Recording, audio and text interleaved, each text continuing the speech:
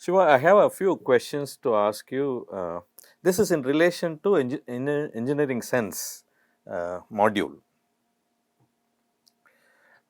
The first one is there are quite a few similarities between this and the systems thinking concepts, habits or concepts. One of the common concepts is about abstraction. For example, an engineer would look at hammer as not a hammer but an impact producing device. So, what does this abstraction help? How does this abstraction help in terms of thinking, Shiva? So, thanks for the question. If you, so I like your abstracting the hammer into saying something to produce impact. So, in creative thinking, we use a lot of abstraction because if I ask you what is an alternative to a hammer, then your thinking is limited.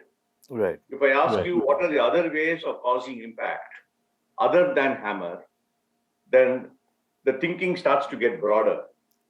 So abstraction helps in looking for newer and wider alternatives.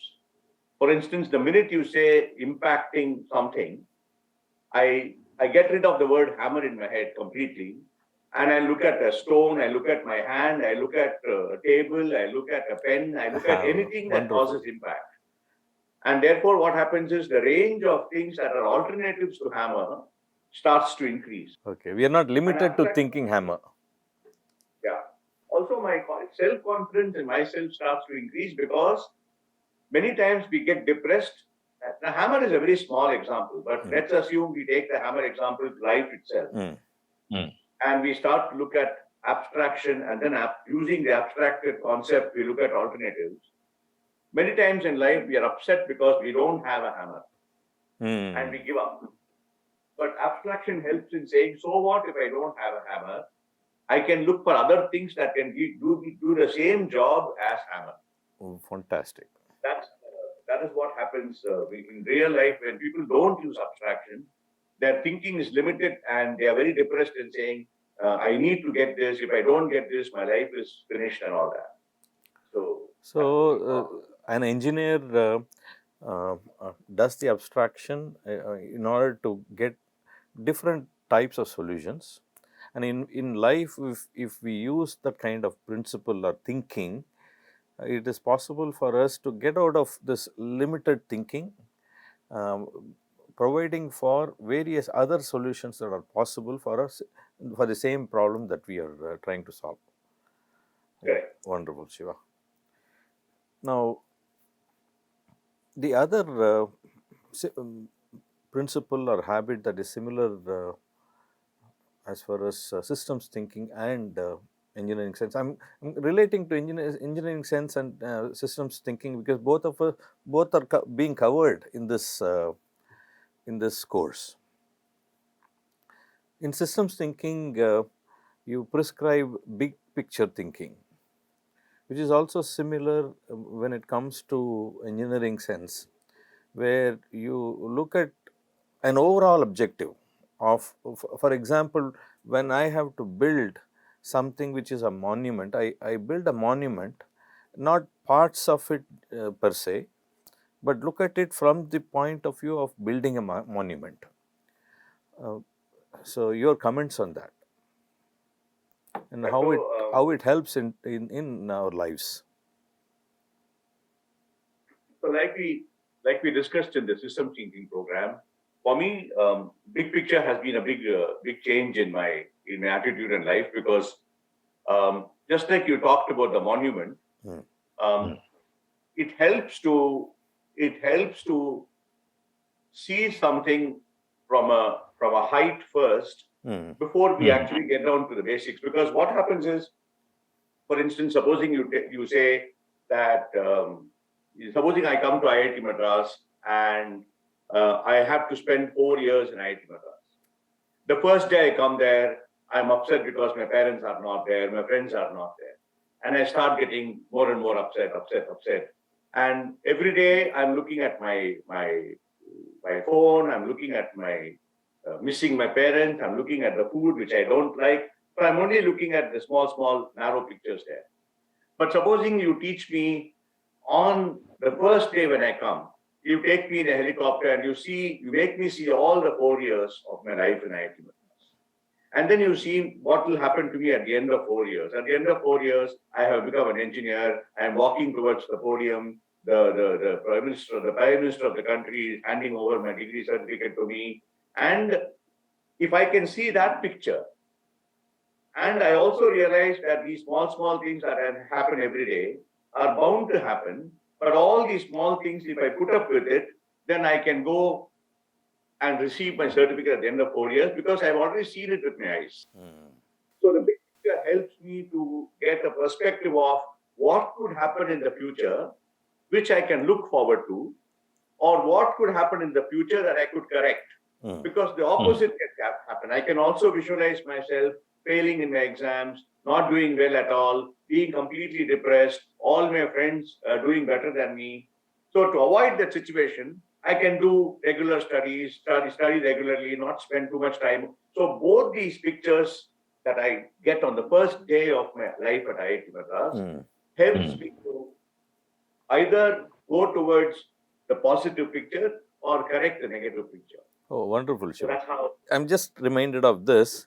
Many times what happens is when students go through courses and semesters, they look at courses and semesters as compartments rather than thinking of the big picture of, okay, I'm going to become an engineer, I'm going to become a lawyer, I'm going to become a doctor, I'm going to become an actor, and therefore I'm here getting the degree. That big picture helps in terms of positioning yourself for now. Am I right, Shiva? Correct. See, I like the example again, what you said about engineering. See, when you close yourself saying, I'm a mechanical engineer, I'm an electrical engineer, I'm a aeronautical engineer, what you're doing is looking at the narrow picture of engineering. But when you look up, take a helicopter and look at engineering as a whole, you see the connection between aeronautical engineering and mechanical engineering. So even though you may have got, because of some circumstances, you want to get into aeronautical, but you get only mechanical. Most people can be very depressed and say, what is this? I want aeronautical, but I get only mechanical. But if you're a big picture person, you can actually look at the connections between aeronautical and mechanical and still pursue your aeronautical passion in mechanical engineering. Right. Because both mechanical and aeronautical are related in some way or the other. Right. So I can be a mechanical engineer with an aeronautical sense of mind. Right? Because there is an underlying science and mathematics to them. Wonderful, Shiva. Now, there is also this creative thinking aspect as far as engineering science is concerned. And you've been talking creative thinking. You've been prescribing creative thinking as a part of anything that we do in our lives. Tell us more about, is there a process to it that one should learn so that it becomes a habit in people? Yeah, so creativity, I think again the creativity class I have mentioned, creativity is about bringing into existence, classic definition of creativity, bringing into existence something that did not exist before. Which means that there is a tangible aspect. So if you look around your room right now, everything in your room is created. There's no idea in that room. There's no, you can't eat an idea. You can't sit down in an idea and go from here to Bombay. Right. You can't sit down, you can't take an idea and relate to the idea. So you need to make that idea into a proper tangible object. So if you have an idea of food, you need to have made the food.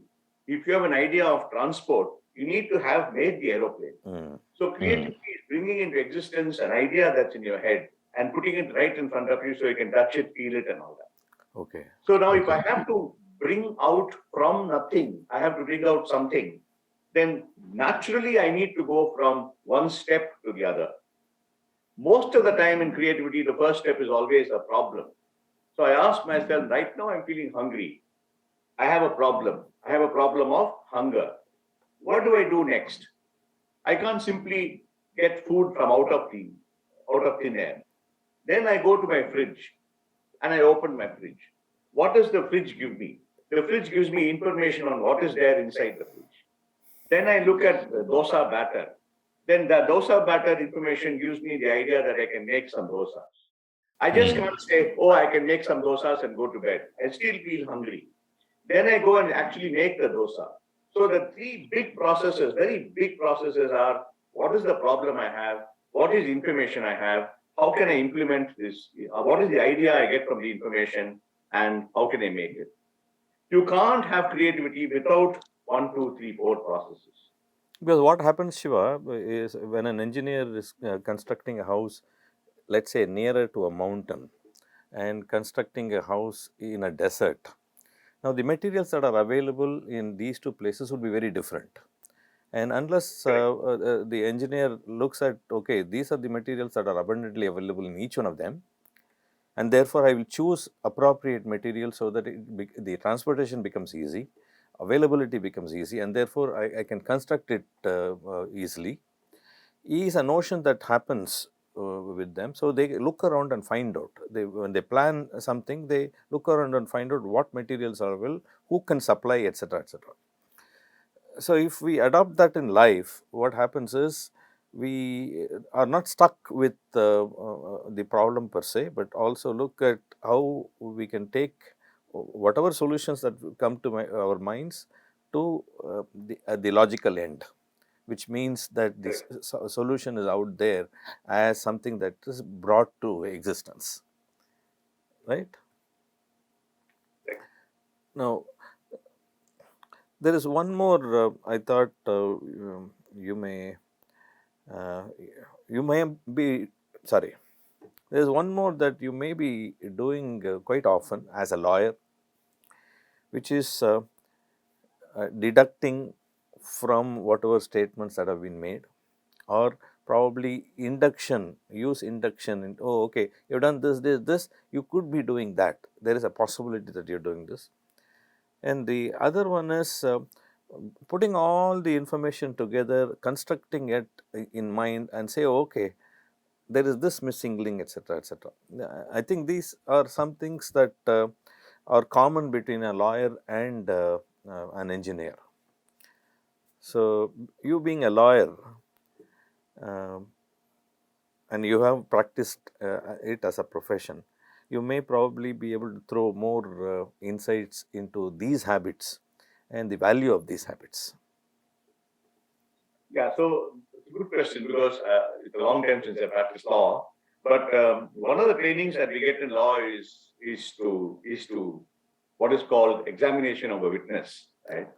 And many times we have to examine a witness, and there are some rules for cross examination, chief examination.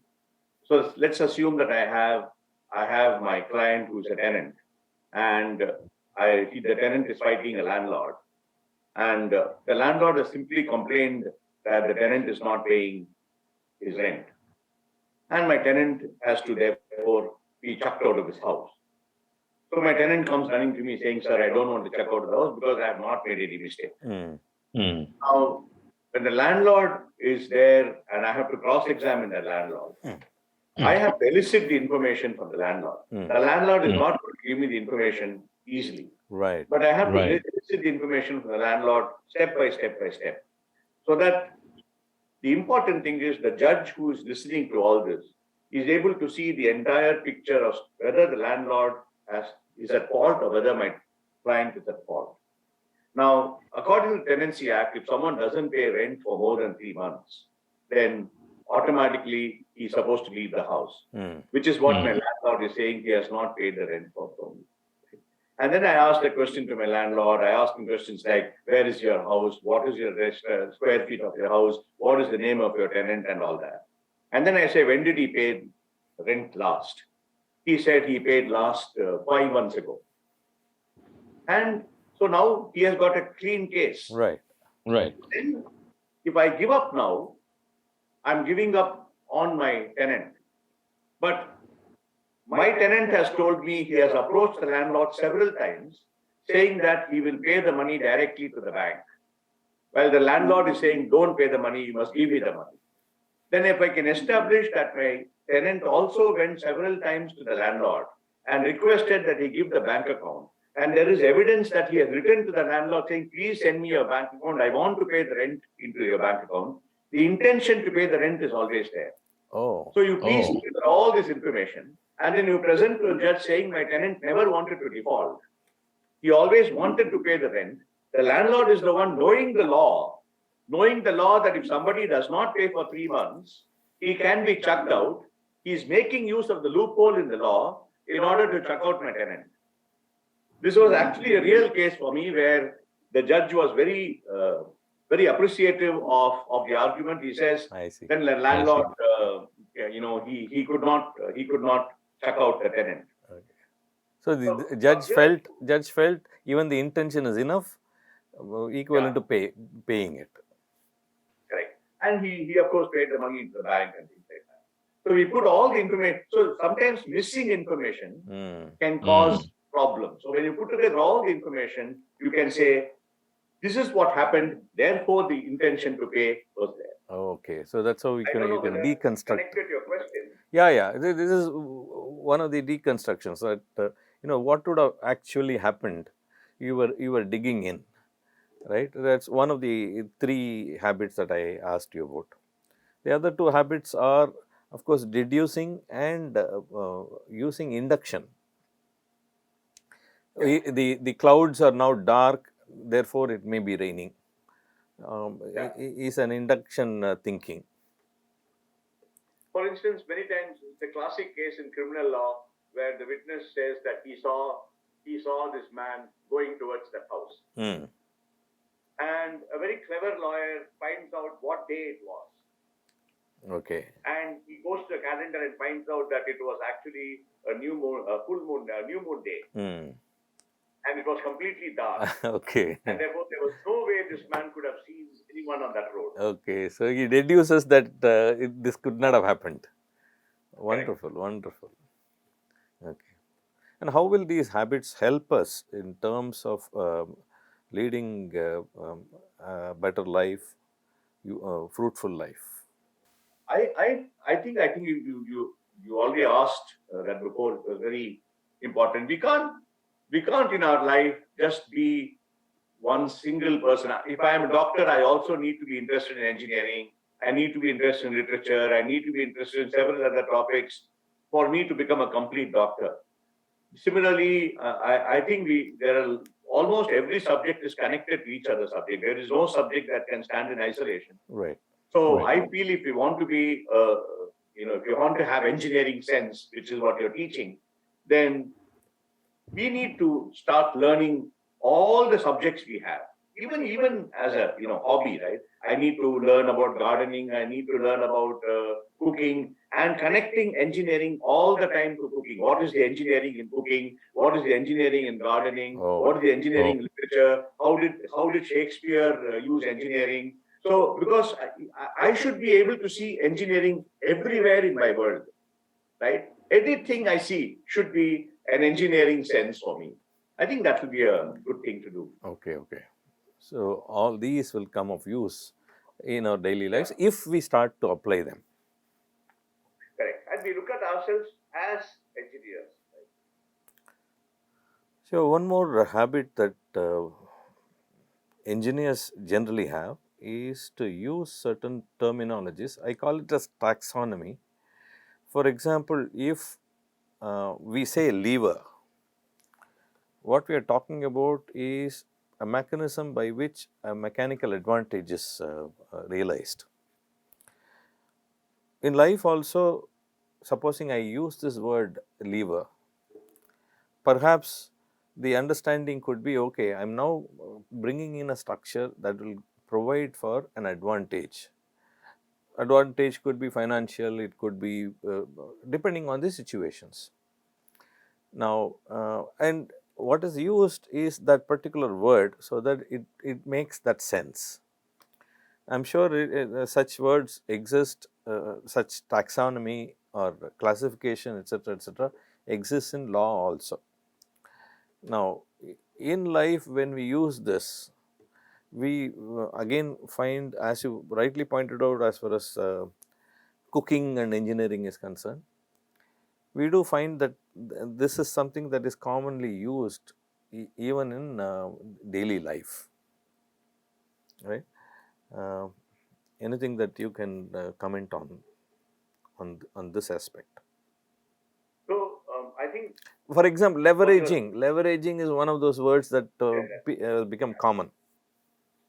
yeah. So I was going towards that word. So what you're talking about is leveraging. So I can look at several aspects of my life where leveraging has been useful. But since you spoke about law, now people think that law is only about going to court and arguing and coming back.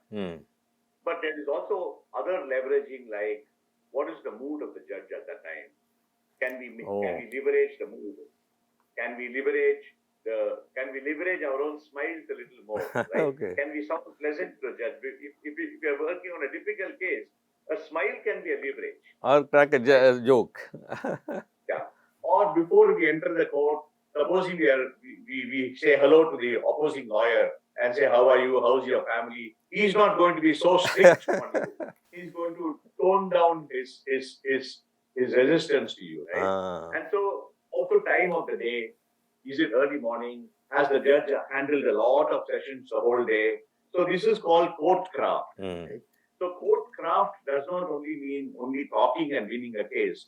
Court craft also means the ability to handle oneself and use all the small things available in order to win the case. And I think this is available to us almost everywhere, even in families, right? Many times if your son comes home very late, you are bound to get angry. Can you use court craft? Can you not get angry? Can you leverage the relationship at that time and talk to him sometime? So I'm just looking at leverage as a magic word where there are levers available everywhere, right? And can we constantly see which lever we can pull so that we can make the situation better and all that? We have several words that way. For example, gearing up comes from the word gear. Switch on, switch off, electrifying. All these words actually mean something which an engineer would have commonly used. It has become a daily practice. And by using those words, you start to now think like a lever, think like a gear, and so on. I don't know if there are other words that are commonly used, but these are words that come to my mind just now. So, in a way, when I was looking at the habits of an engineer and how some of these habits, or almost all of these habits, will be useful in life, not necessarily only for an engineer, but everybody. Just like the examples that you gave. Learning or practicing engineering sense habits will make our lives better. Isn't it, Shiva? There's actually a very nice sentence I read that give me a lever long enough and I can move the world. Right. So, Archimedean. The picture of a long lever. You are standing outside the Earth, the orbit, and you have a very long lever, and you push the lever, the world can move. Yeah, just your hand is enough for. Right. So leverage and levers are extremely powerful. I'm wondering whether we are able to use all the levers available to us. Yeah. Over a period of time. Well put. Yeah, there are so many levers which are invisible to us. If only we are able to see these levers, it becomes easy for us. We have to be a little adventurous to look for it. We have to be able to fail. Right? Not all the time smiling at the judge will get you points. Right. But you have to be one day, okay, just because one day you smile and he doesn't accede, it doesn't mean your smile is a problem. That particular day, it didn't work. That's all. So the smile is still a lever. Yeah. Smiling is still a lever. Patting someone on the back is a lever. Appreciating somebody is a lever. Right. So all these levers are available, Right. and Right. we should use them at the appropriate time. Yeah. And People. we will learn that along the way. Yeah. People use anchoring also. Anchoring is also another word that is more popular. And as you rightly pointed out, levers. I mean, when we start, for example, body language could be a lever. Any body language, so you're upset, it shows up. And if you are able to see that and understand, oh, okay, there is this disturbance that the person is going through, that helps in terms of appropriately tuning yourself in the situation. So in coaching, we learn how to look for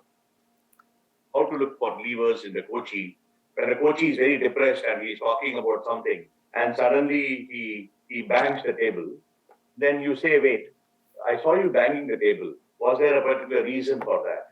So his banging the table becomes a lever for you to take that conversation in a different way. So and even inflection in voice, right? Suddenly he raises, I don't like her. He shouts like that. Again, that I don't like her can be a cue for you to say, did I detect any sort of anger in you at that time? So body language, voice inflection, all of them are levers that we can use. I think your question is very, very powerful. The connection between levers in engineering and the levers in real life. The levers is one of them. The gear example is the other. Engine, search engine. We say, okay, search engine, which means that. The engineer, of course, comes from engine, but there are these words that are commonly used because people have started to practice what an engineer typically practices. Or probably the other way around, I don't know. But this is something that is very common within an engineer. Thanks, Shiva. All right. I'll stop now. Thank you. Bye. Bye. Shiva. Thanks for the opportunity. Yeah. Thanks for interacting in relation to engineering science.